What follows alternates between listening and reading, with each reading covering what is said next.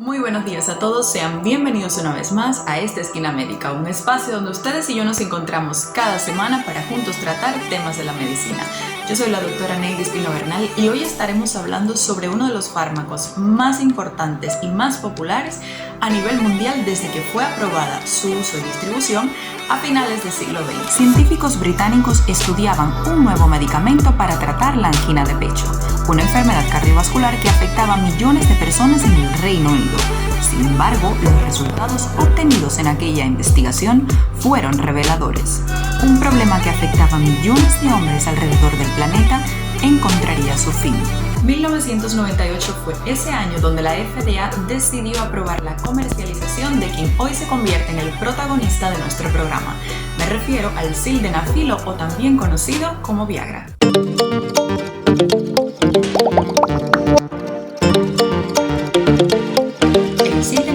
Viagra es un fármaco que se va a usar para la disfunción eréctil masculina, o sea, que se lo vamos a prescribir a aquellos pacientes que no puedan desarrollar una erección o que por el contrario no la puedan mantener para tener una relación sexual exitosa. Ellos son los pacientes que se van a beneficiar del uso de este fármaco. Y ahora me preguntarás, ¿pero qué hace la Viagra, qué hace el sildenafil en el sistema de un paciente masculino? Bueno, para ello primero vamos a entender cómo funciona la erección, porque solo así podrás entender qué es lo que hace el sildenafil en tu cuerpo. Bien, para que el paciente tenga una erección deben sumarse una serie de factores. La erección no se va a producir solamente por un factor aislado, sino que todos ellos tienen que confluir y todos ellos ayudarán a que este proceso tenga lugar. Ahora, ¿quién es el que tiene relación con el fármaco? Bueno, pues un sistema que se llama óxido nítrico, GMP cíclico, PKG. Todos estos que te he mencionado van a funcionar como si fuesen una cadena. Uno estimulará al otro para que ese otro active el subsiguiente. De manera que si ellos no actúan así en cadenas, la erección no tendrá lugar desde el punto de vista bioquímico. Ahora, como todas las cosas en la vida, tienen que ser autorreguladas, porque obviamente el paciente no puede tener una erección por siempre, porque esto sería una condición que se llama priapismo y que ella sí produce una disfunción eréctil permanente. Entonces, en aras de evitar este problema, el organismo tiene una forma de autorregularse y de inhibir, de detener esa erección cuando haga falta. Y la forma en que el organismo lo hace es a través de una proteína, una enzima, que se llama fosfodiesterasa 5. Existen 11 familias de fosfodiesterasa, pero la 5 es la que va a actuar aquí a este nivel. La fosfodiesterasa 5 lo que va a hacer es cortarme esta cadena de eventos que te he comentado del óxido nítrico. Ella va a inhibir a la GMP cíclica, la va a convertir en una forma inactiva para que ella no logre activar a la PKG y por ende para que no se produzca la erección. Entonces, ahora me dirás, Concho, pero qué mala es esta fosfodiesterasa. Pues no es mala. Gracias a ella es que te evitas esta enfermedad que se llama priapismo. Entonces, ¿dónde entra aquí el sildenafil a tener un papel importante? Bueno, es que el sildenafil va precisamente a inhibir a esa fosfodiesterasa 5. Le va a decir, usted no va a producir ahora su acción, se va a quedar allí tranquilita para que todo mi sistema del óxido nítrico logre producirme una erección. Y este es el mecanismo por el que actúa. ¿Quiénes serían los pacientes que pueden utilizar el sildenafil? La verdad, prácticamente todos los hombres pueden utilizar el sildenafil. No le tengas miedo, es un fármaco muy bueno si se usa de manera responsable. Ahora vamos a aprender paso a paso cada grupo de pacientes para que lo logres entender bien y cuando termine el programa tú seas todo un profesional del tema. Veamos. Pacientes que tengan de 1 a 17 años no va a estar indicado, obviamente, con fines de tratar una disfunción sexual. Los pacientes de 1 año a 17 lo utilizarán para tratar una hipertensión pulmonar, porque estos niños cuando toman Viagra se benefician en cuanto a la capacidad que ellos van a desarrollar para poder tolerar el ejercicio. Esta es la única indicación de las que les voy a hablar ahora en pacientes de 1 año a 17 y que pueden tomar Viagra, los que tienen hipertensión pulmonar. Ahora, Probablemente todos los pacientes que estén viendo este programa no tienen esta edad y me dirán, bueno, ¿y yo podré tomarla? Veamos. ¿Los pacientes adultos pueden tomar Viagra? Sí, lo pueden tomar. Y la dosis recomendada es 50 miligramos una vez al día, 1 hora antes de comenzar el acto sexual. Posteriormente a ello, si todo estuvo bien, podemos tomar la decisión de disminuir la dosis a 25 o si hubo algún problema, pues entonces podemos elevar la dosis hasta 100 miligramos diario, que sería la dosis máxima a tomar por día de este fármaco. Ahora me dirán, bueno, ¿y si yo soy un paciente que tengo un problema renal, digamos una insuficiencia renal, lo puedo tomar? La respuesta es sí. Se conoce que pacientes que tengan insuficiencia renal de tipo leve o moderada, o sea que cuando te hagan en sangre un examen que se llama aclaramiento de la creatinina, si tienes unos valores entre 30 y 80 ml por minuto, pues sencillamente se te dará la misma dosis que le damos al resto de los pacientes adultos. No habrá que hacer ajuste ninguno. Ancianos que estén sanos, que no tengan ninguna patología cardíaca ni cardiovascular, estos ancianos también pueden tomar el medicamento en las dosis habituales, los 50 miligramos 1 hora antes.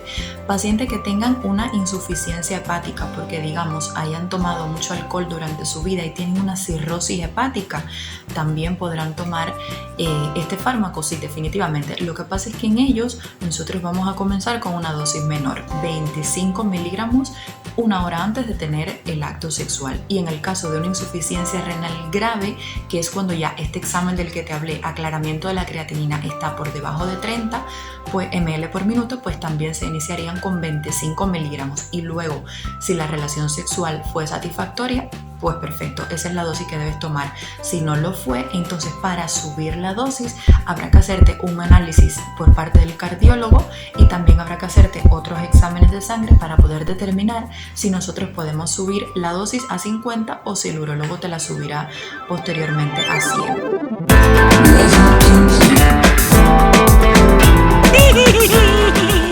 Hay algo muy importante que debes conocer con relación al sildenafil. Cuando te tomas el sildenafilo, él va a ir directamente a unirse a una serie de proteínas plasmáticas y ellos van a actuar fundamentalmente. La concentración máxima de sildenafilo cuando tú te lo tomes va a ser a la hora. Por eso es que decimos que te lo tomes 1 hora antes de que tengas la relación sexual.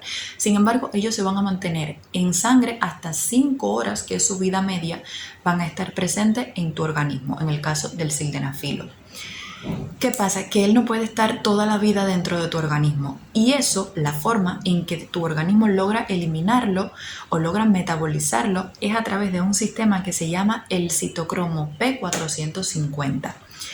Este sistema va a ser un grupo de enzimas que se van a encargar de metabolizar ese sildenafilo y de finalmente hacer posible de que él vaya al hígado y posteriormente cuando se metabolice sea eliminado de un 80% por las heces y en un pequeño por ciento por la orina.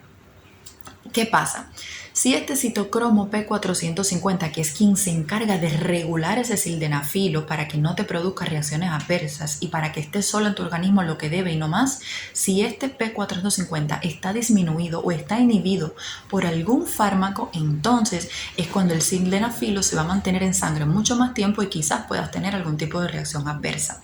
Por eso es importante que siempre le comentes a tu doctor qué medicamentos son los que están tomando.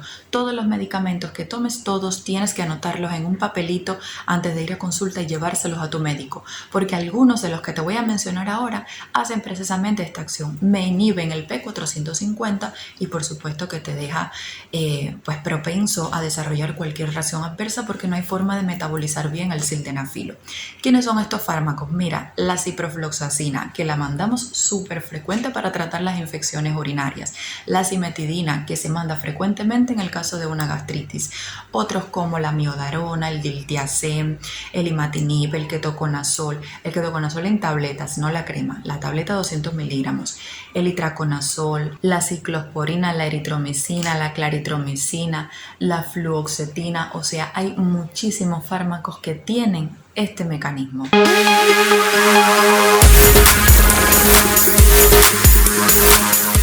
Muchas veces has escuchado por ahí a alguien que dice, si tienes hipertensión no puedes tomar sildenafilo. En realidad esto no es cierto. Paciente hipertenso sí puede tomar sildenafilo. Lo que pasa es que hay algunos hipertensos que toman algunos medicamentos como son los nitratos, que ellos son vasodilatadores, o sea, ellos abren las arterias y las venas y por ende la presión arterial disminuye. ¿Qué pasa? Que cuando el sildenafilo se une con estos nitratos, el efecto se potencia muchísimo y entonces la presión arterial cae súbitamente y es cuando el paciente sí puede tener complicaciones cardíacas. De pronto se puede infartar, que lo habrás escuchado. Por eso es que existe el dogma de que el sildenafilo produce infarto y que disminuye mucho la presión. En sí no es el sildenafilo, porque él, por él solito, si no estuvieras tomando nada más, lo único que te va a bajar la presión arterial son alrededor de 8 milímetros de mercurio, o 7, dicen algunas literaturas, cuando empiezas a buscar. O sea que no es algo que sea representativo ni que tampoco ponga en riesgo tu vida. Cuando sí la pone en riesgo es cuando lo unes con estos fármacos de los que te he hablado, los nitratos, que ahí está el dinitrato de isosorbide, el mononitrato de isosorbide, incluso hay otros fármacos como es el riociguat o como es el ritonavir, que es un fármaco utilizado es un antirretroviral utilizado en el VIH. Estos fármacos jamás puedes tomar el sildenafilo si estás en tratamiento con ellos. ¿Por qué? Porque sí van a potenciar los efectos adversos. ¿Quién más no puede tomar el sildenafilo? Pacientes que hayan tenido un accidente cerebrovascular, lo mismo una hemorragia cerebral o un ataque transitorio isquémico. Por último, quiero hablarte del caso del nicorandil. Este fármaco nosotros decimos que es un híbrido. ¿Por qué? Porque no solo ellos actúan sobre los canales de potasio, sino que también en su composición trae implícito nitratos. Por tanto, si estás tomando este fármaco nicorandil, no puedes tomar el sildenafilo, la Viagra. ¡Ay, Dios mío!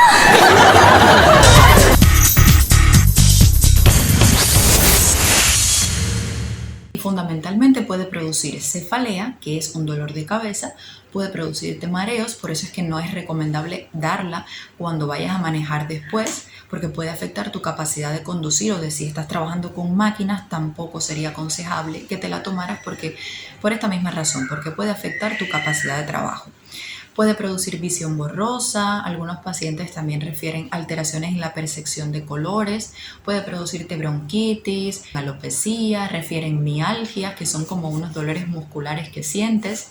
Y también esto depende un poco el tipo de inhibidor de la fosfodiesterasa 5 que estés utilizando, porque ya en la actualidad se han creado unos nuevos que al final tienen la misma efectividad en cuanto al efecto final. Sin embargo, se ha observado que las reacciones adversas sí son un poco menos e incluso son un poco más específicas. Por ejemplo, actualmente hay uno que se llama tadalafilo, que la ventaja que tiene sobre el sildenafil es que el tadalafilo actúa por 36 horas, cuando el sildenafil está solo en tu organismo 5 horas. Esta sería la mayor ventaja.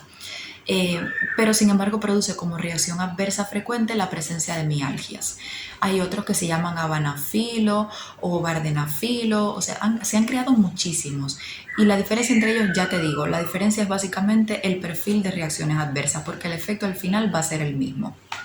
Entonces, para terminar el programa, quiero comentarte sobre la pregunta de que si me he tomado una sobredosis, ¿qué debo hacer? Bueno, si te has tomado...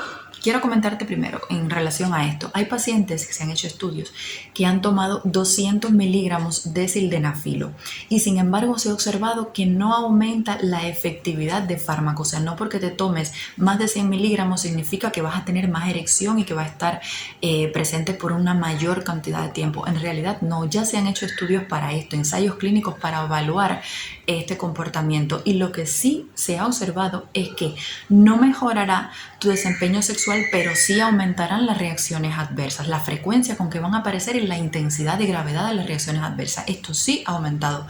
Por eso desde aquí ya te estoy recomendando que te tomes la dosis que te toca.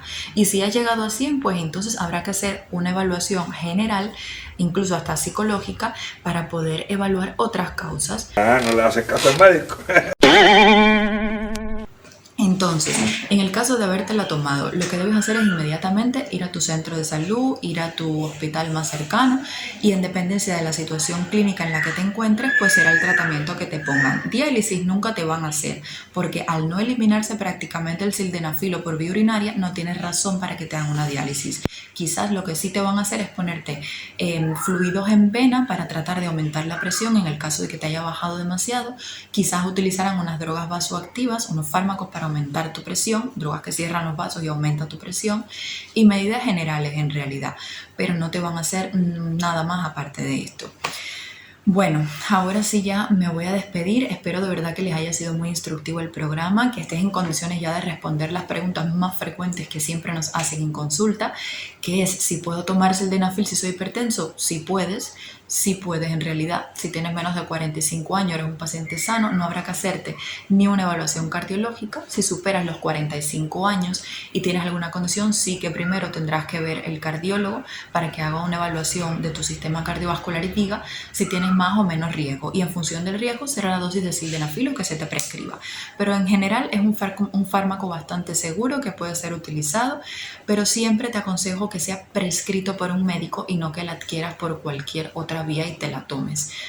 Bueno, ya tengo pacientes, así que bueno, los dejo, mil abrazos, mil besotes, cuídense muchísimo y nos vemos el lunes. Chao. Yes, good